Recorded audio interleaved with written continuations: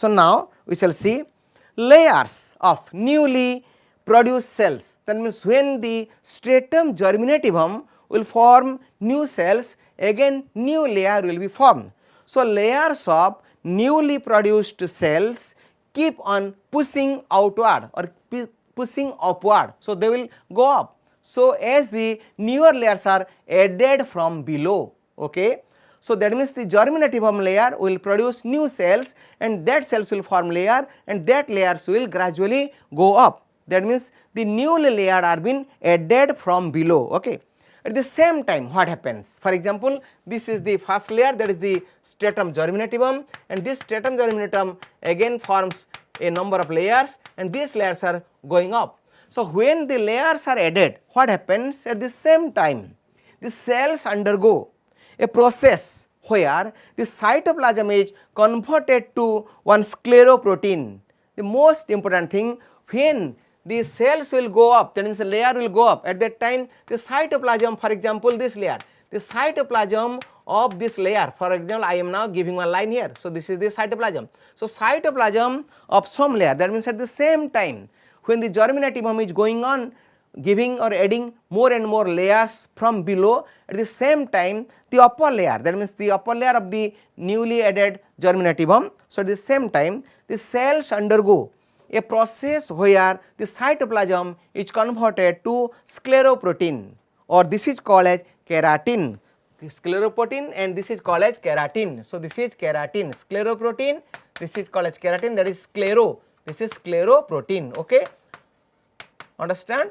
That means the germinativum cell or germinativum layer will produce new cells, and when the cells will go up, at the same time this cell will become keratinized, that is called as, or that is due to deposition of more and more or conversion of the cytoplasm into scleroprotein.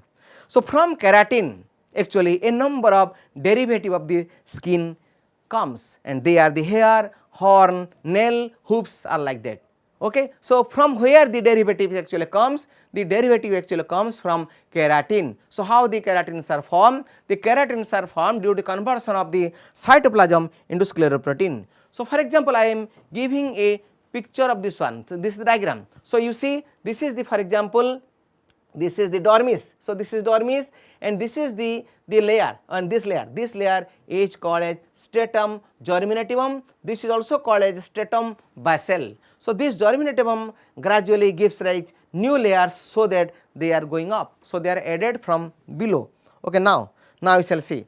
So, now question arises, how this, that means how this stratum germinativum or the cells or layers of the stratum germinativum are being keratinized. So, now I shall discuss the process of keratinization, that is called as cornification, the process of keratinization. So, now we shall see how this happens. So, once these cells undergo, that means the cells of the germinativum undergoes division, at that time the cells are added from below. So, the keratinization is the, or beginning of the keratinization is marked by the appearance of some granules, and these granules are called as keratohyalin. For example, I am now giving one just idea. For example, this is a layer. So, this is a layer of germinativum. So, now this germinativum layer actually give rise to new layer. So, these are the cells of the new layer. So, now what happens? Immediately now in this cells some granules will appear, So, these granules which appear in this layer, that means in the cells of this layer, are called as keratohyalin. So, this is called as keratohyalin, So, this is the keratohyalin, that means cytoplasm of the keratohyalin, the cytoplasm of the cells are being converted to keratohyalin, and this hyalin are nothing but the granules. Okay. So, this actually again happens. So, this is not happening throughout the epidermal cells of the body, they are actually happening at a special layer, that is the skin where it is top, that is the sole and palm. So, the keratinization is a process which is confined to the sole and the palm. So, this is the palm. So, in this palm the keratinization occurs, and similarly at the sole it occurs. So, it is not happening throughout the skin. So now what happens? Such cells are in several layers. Such cells where there is present the keratohyalin. So beginning of the keratinase I have discussed, I have told you that beginning of the keratinization is marked by the appearance of granules of keratohyalin in the cytoplasm.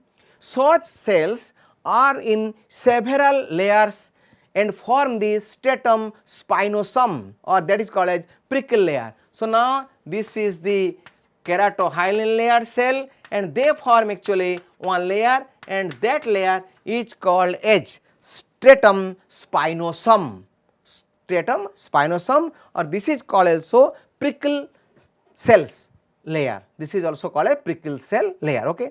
So now a layer of perfectly granule or a layer of perfectly granular cells called stratum granulosum lies outside the or above the stratum spinosum. That means the first is the stratum germinativum. The stratum germinativum then gives rise to different layers. Above the stratum germinativum, especially in the sole and the what? The palm, there is another layer towards outside, that is called as stratum spinosum. Okay. Now a layer of perfectly granular cell called stratum granulosum, because it contains full granule. So this is the stratum granulosum. This layer is called as stratum granulosum. So now what happened? This granulosum layer is present above the stratum spinosum. Okay. So now as granular cells are pushed off, as the granular cells pushed off, granules of the keratohyalin converts to, most important, you can write or you can note here, the granules are there, I have told you granules are there. So these granules actually constitute, they are the keratohyalin. So this is keratohyalin. So what happens now?